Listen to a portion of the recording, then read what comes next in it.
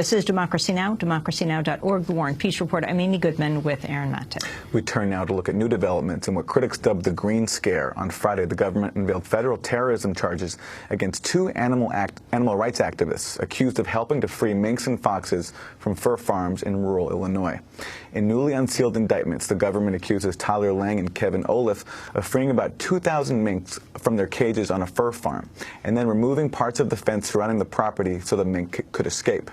The activists are also accused of spray painting "Liberation is Love" on the farm's walls. Now a grand jury has indicted them under the Animal Enterprise Terrorism Act. Each count they face carries a maximum penalty of 5 years in prison and a $250,000 fine. One of the activists is already in jail. Last year, Kevin Olaf, who also goes by Kevin Johnson, was sentenced to 30 months for possessing burglary tools after police pulled over and searched the car he and Lang were driving and found bolt cutters and wire cutters.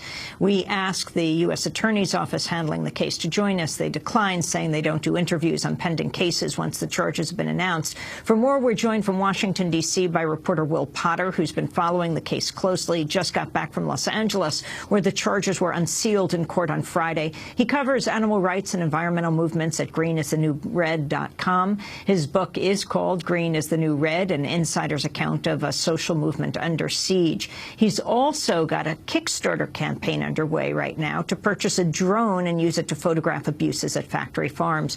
Will Potter, welcome back to Democracy Now! Explain what these two young men have been charged with. Thanks, Amy. Kevin and Tyler have been charged with 2 counts each of violating a law called the Animal Enterprise Terrorism Act. And this was a law that was passed in 2006 and lobbied for heavily by people like the fur industry and also the meat and dairy industry and pharmaceutical and biotech companies. And what it does is it turns existing crimes like vandalism or theft of releasing animals, things like that, and elevates it into a terrorism offense. And because of that, they're each facing up to 10 years in prison right now.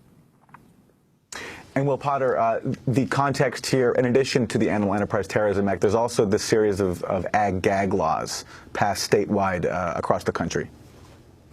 So the rhetoric from these industries and corporations for a long time now is that these new terrorism powers are needed for radical underground groups like the Animal Liberation Front.